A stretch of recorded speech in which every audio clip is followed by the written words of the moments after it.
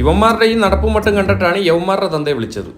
ഇപ്പൊ തന്നെ കണ്ടപ്പോ എനിക്ക് തന്റെ തന്തയ്ക്ക് വിളിക്കാൻ തോന്നുന്നു. അയ്യോ പപ്പ വരൂലാട്ടാ, പപ്പ ഡെഡാണ്. തന്നെ ഇപ്പൊ ഈ കോളേജിലോട്ട് വിളിപ്പിച്ചെന്തിനെന്നറിയോ? എന്റെ മക്കൾ ടോപ്പർ എന്ന് പറയാനാണ്. ടോപ്പർ അല്ല, പോപ്പർ അടങ്ങാ രണ്ടും പൊട്ടിയത്. എന്റെ പൊന്നു പപ്പ, ഇവരിപ്പോ പഠിപ്പിക്കണമെന്നില്ല, ഭയങ്കര ഉളപ്പാണ്. ആ സാർ ഓട്ടോമാറ്റിക് പഠിപ്പിച്ചിട്ട് കീറിടാനാ, കൊള്ളാല്ല.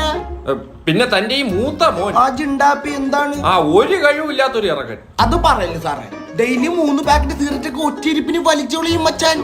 അബ്ദുൽ കലാമിന്റെ അവാർഡ് വാങ്ങിച്ച പോലെയാണല്ലോ താൻ ഇതൊക്കെ പറയുന്നത്. എന്റെ പൊന്നു സാറ്, ഇവന് അർബുദം വരാത്തോണ്ട് ഞാൻ തന്നെ അത്ഭുതപ്പെട്ടു പോയി. കൊച്ചിയിൽ എവിടെ? വൈപ്പിന്. തനിക്ക് ഇവന് എത്ര പേപ്പർ ഉണ്ടെന്നറിയോ? ഇന്നലെ ഞാൻ 2 പേപ്പർ ജോയിന്റ് അടിക്കാൻ വേണ്ടി കൊടുത്ത്. നീ പുതിയതല്ല വാങ്ങിച്ച? പപ്പ അറിയാതെ ഞാൻ എന്തെങ്കിലും ചെയ്യുവോപ്പാ? ആ ഇല്ല, അതങ്ങനെ സംഭവിക്കൂല. എടോ ആ പേപ്പർ അല്ലടോ സപ്ലൈ. സപ്ലൈയാ?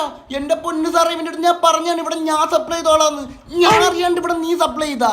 എത്ര കിലോ